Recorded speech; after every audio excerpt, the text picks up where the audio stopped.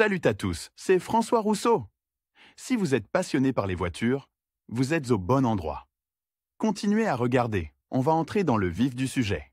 Les conducteurs de véhicules utilitaires légers, VUS, savent ce dont ils ont besoin en matière d'embrayage. Mais tous les propriétaires de voitures, même s'ils ont une grande expérience de la conduite, ne se rendent pas compte que cette unité, malgré sa fiabilité, ne peut pas être éternelle, et que ces dysfonctionnements peuvent se transformer en un problème très grave. Il est donc nécessaire de connaître l'ennemi en face. Mais il ne suffit pas de savoir déterminer les causes des problèmes d'embrayage, il faut aussi savoir y remédier. Le fonctionnement de l'embrayage. Ce nœud est responsable du transfert du couple du moteur à la boîte de vitesse. S'il n'était pas nécessaire de déconnecter périodiquement ces unités, l'embrayage n'aurait pas lieu d'être. Notez que ce mécanisme n'est présent que sur les voitures dotées d'une transmission manuelle. Si la voiture est équipée d'une boîte de vitesse robotisée, elle est également équipée d'un embrayage, mais celui-ci n'est pas commandé manuellement. Cette fonction est prise en charge par l'électronique. Les voitures à transmission automatique utilisent un principe différent d'interaction avec le moteur. De manière simplifiée, l'embrayage peut être représenté comme un mécanisme composé des unités suivantes,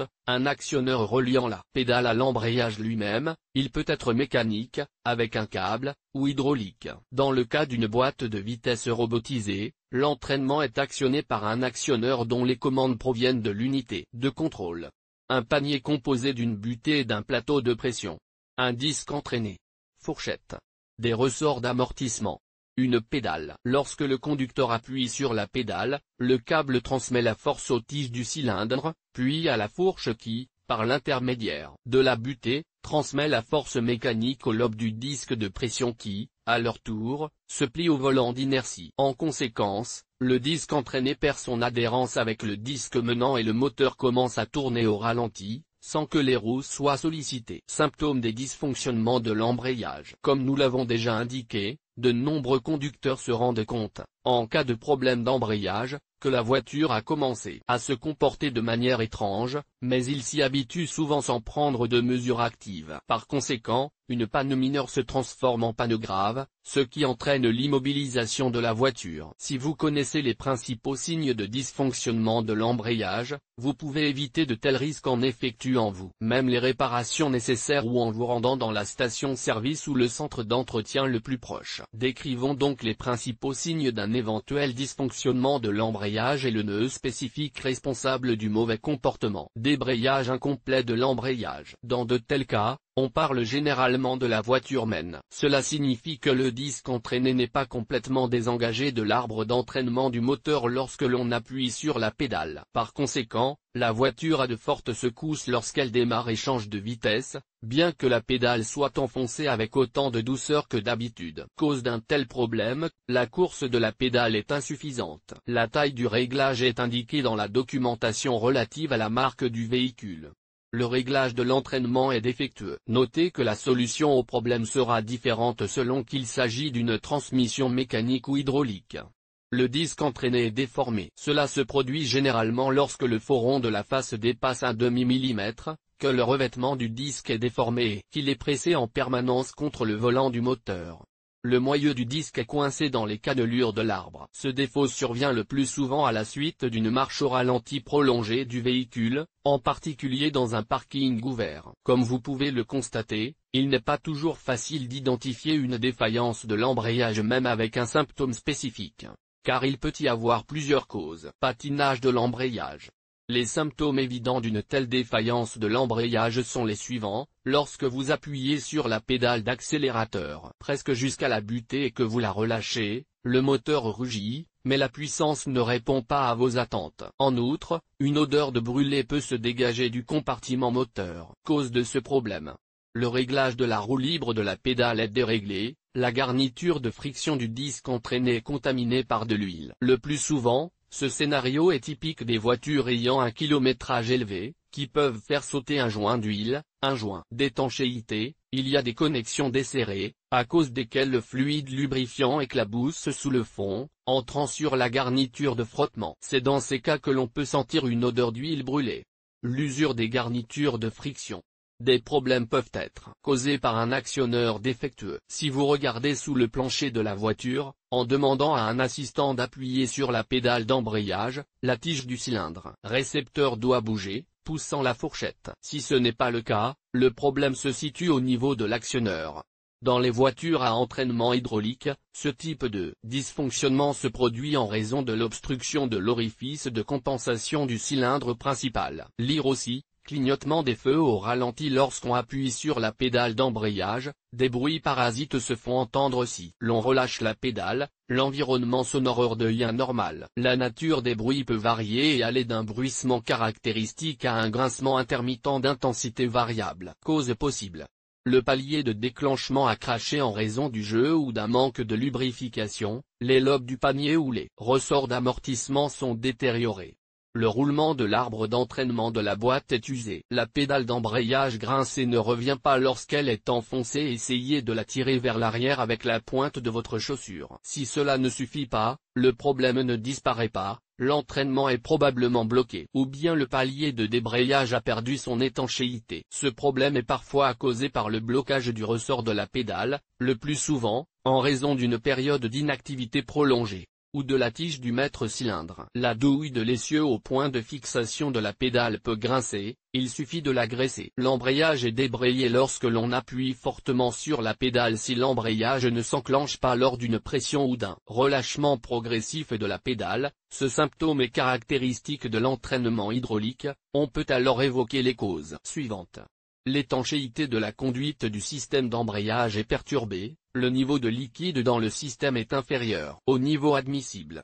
Les manchettes du cylindre principal sont usées. Le véhicule présente des secousses lors de l'actionnement de la pédale d'embrayage. Si l'entraînement est en état de marche, la cause possible de ce comportement peut être le desserrage des fixations de la garniture de friction. La fixation est effectuée par des rivets, ou leur usure. La pédale d'embrayage est enfoncée trop doucement dans la plupart des cas. La cause de ce phénomène est une conduite hydraulique soufflée. Il est possible d'y remédier en éliminant l'air du système. Pompage du système. Cause courante des pannes d'embrayage. Ce mécanisme dispose d'une ressource assez solide, qui se situe entre 100 et 150 000 km. En cas de fonctionnement correct, la barre supérieure, selon le modèle, est facilement atteignable. Mais le fameux facteur humain peut devenir la cause de l'apparition prématurée de dysfonctionnement de l'embrayage. Voici ce à quoi il faut faire attention. Un comportement de conduite agressif. N'abusez pas des appuis brusques et fréquents et des coups de pédale tout aussi brusques.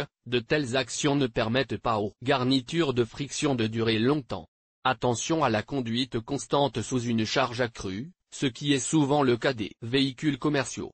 Les dommages prématurés sont causés par un remorquage incorrect. Les conducteurs inexpérimentés remorquent souvent avec la pédale à moitié enfoncée. Ne remorquez pas un véhicule qui pèse beaucoup plus lourd que votre voiture. Ne pas prendre l'habitude de conduire avec la pédale d'embrayage à moitié enfoncée, sauf en cas d'absolue nécessité. Que faire en cas d'embrayage défectueux? Même si vous surveillez attentivement l'état de la voiture et que vous avez réussi à diagnostiquer à temps une défaillance de l'embrayage, il n'est pas nécessaire de se rendre immédiatement au centre d'entretien. La nature de la panne peut être telle que vous pouvez l'éliminer vous-même en quelques minutes, ce qui vous permettra d'économiser beaucoup d'argent. Voyons ce qu'il est possible de faire en cas de problème spécifique. Regroupons-les par lieu de localisation. Panier d'embrayage. L'un des symptômes d'un problème au niveau du panier est un bruit parasite lorsque l'on appuie sur la pédale. Vérifiez l'usure des pétales du panier. S'ils sont vraiment très usés, nous avons trouvé le responsable des bruits désagréables, mais il est trop tôt pour se réjouir. Les plaques élastiques ne sont pas réparables, c'est l'ensemble qui est changé. La rupture ou le gauchissement du ressort de la plaque de pression est détecté lors de l'inspection de cet appareil. Si le diagnostic est confirmé, le ressort est remplacé. Le disque lui-même peut être déformé. Essayez d'abord de nettoyer le disque. Si cela ne suffit pas, il faut remplacer l'ensemble du panier. Disque d'embrayage. Si l'embrayage patine, il est probable que la cause doit être recherchée dans cette unité. Vérifiez si le disque entraîné n'est pas déformé. Si c'est le cas, essayez d'éliminer la cause de l'augmentation de l'amplitude de l'oscillation finale, qui doit se situer dans les 0,5 mm. Si cela ne suffit pas, remplacez le disque par un nouveau. Vérifiez si le moyeu du disque n'est pas coincé sur les cannelures de l'arbre de la boîte. ce qui se produit généralement en présence d'un désalignement. Nous essayons de nettoyer la surface de la saleté et d'appliquer de la graisse LCC15. Si le problème n'a pas disparu, remplacez le disque entraîné, mais dans le pire des cas, nous devrons remplacer l'arbre primaire lui-même. Si des taches d'huile sont visibles sur le disque, localisez la fuite et éliminez le problème. Il s'agit généralement d'un joint d'étanchéité défectueux. Si la garniture de friction est usée, sur les embrayages de conception ancienne, elle seule peut être remplacée, sinon remplacez le disque dans l'ensemble. Lire aussi, que faire si le fusible de l'allume-cigare a grillé? Palier de débrayage. Si le roulement est usé, il est indiqué par un bruit caractéristique de claquement provenant de la boîte de vitesse. Lorsque la pédale est enfoncée jusqu'à la butée et que le levier de transmission est en position neutre, ne tardez pas à remplacer le roulement, car après le roulement volera et le panier, et sa réparation vous coûtera un ordre de grandeur plus cher. Maître cylindre d'embrayage. Le diagnostic du mauvais fonctionnement de cette unité, installée sur les machines à entraînement hydraulique, peut être établi par l'apparition d'un glissement de l'embrayage. Vérifiez l'état du cylindre. Il est très probable que le trou de compensation soit bouché. Le problème est résolu en le lavant. Il est également nécessaire de vérifier si la tige du cylindre est fonctionnelle. Nous avons déjà expliqué comment procéder. Si le problème vient de là, il faut démonter le maître-cylindre et procéder à sa révision, nettoyage, rinçage, lubrification, vidange d'huile. Le fait que l'embrayage se désactive à la suite d'une forte pression sur la pédale d'accélérateur indique également un dysfonctionnement du maître-cylindre. La réparation d'un tel dysfonctionnement du maître-cylindre d'embrayage et la méthode pour l'éliminer sont les suivantes. Si le niveau de liquide dans le système hydraulique est inférieur au niveau minimum autorisé, faire l'appoint. Si le niveau baisse à nouveau avec le temps, il y a une dépressurisation du système. Recherchez la cause et éliminez-la. La chute de pression peut être due à l'usure ou à l'endommagement du miroir du cylindre ou du manchon de travail. Le remède consiste à remplacer ces pièces. Pédale d'embrayage. La pédale d'embrayage dépend en grande partie du type d'entraînement, mécanique, hydraulique, électrique. La variante avec une pédale molle et un système hydraulique signifie très probablement que le système est surgonflé. La méthode d'élimination consiste à pomper l'embrayage et à remplacer le liquide. La situation se répète, il faut chercher un endroit où la dépressurisation s'est produite, éliminer le problème et effectuer à nouveau le pompage. Si l'entraînement est mécanique, vous devez prêter attention à la fourche qui est placée sur l'articulation. Il se peut qu'elle soit simplement effilochée. Les principales méthodes pour éliminer ce dysfonctionnement de l'embrayage sont le soudage du métal manquant, l'ajustement ou le remplacement. Dysfonctionnement du capteur. Le capteur est un élément de l'embrayage contrôlé par l'électronique. Sa tâche consiste à informer le bloc de la position de la pédale. L'unité de contrôle, sur la base des données reçues, pas seulement du capteur d'embrayage, donne des ordres aux actionneurs, en ajustant des paramètres tels que le nombre de tours du moteur et l'angle d'avance à l'allumage, afin de créer des conditions optimales pour le passage des vitesses. Si les relevés du capteur sont incorrects, les changements de vitesse seront également loin d'être idéaux, avec d'inévitables à-coups, des régimes flottants et une augmentation de la consommation de carburant. Un capteur totalement défectueux est surveillé par l'ordinateur de bord et le voyant check engine s'allume. Il peut s'agir d'une rupture de circuit ou d'un dysfonctionnement de la jauge elle-même. Dans ce dernier cas, remplacez le capteur par un nouveau, et si le problème ne disparaît pas, recherchez une rupture dans le câblage. Câble d'embrayage. L'entraînement mécanique est toujours présent et domine généralement sur les voitures plus anciennes. Le câble peut être réglé, serré, desserré, en augmentant-diminuant la course de la pédale. En particulier, s'il est fortement tendu, il y aura un glissement de l'embrayage, car le disque entraîné entrera en contact avec le disque menant de manière lâche. Le plus souvent, le câble est étiré et, si la tension ne suffit pas, la seule solution est de le remplacer. Il arrive qu'il se rompe et, dans ce cas, on ne peut pas faire l'économie d'un remplacement. Dysfonctionnement des actionneurs électriques. Il y a plusieurs raisons au dysfonctionnement de l'entraînement électronique. Problème avec les capteurs. Dans les embrayages modifiés, outre le capteur qui surveille la position de la pédale d'accélérateur, il peut y en avoir d'autres. Défaillance de l'actionneur, moteur électrique. Panne du circuit électrique du système d'embrayage. Un testeur sera nécessaire pour localiser la panne. Le mauvais réglage de la pédale, par exemple, en raison de l'usure naturelle. Les causes les plus fréquentes d'inopérabilité sont la première et la dernière.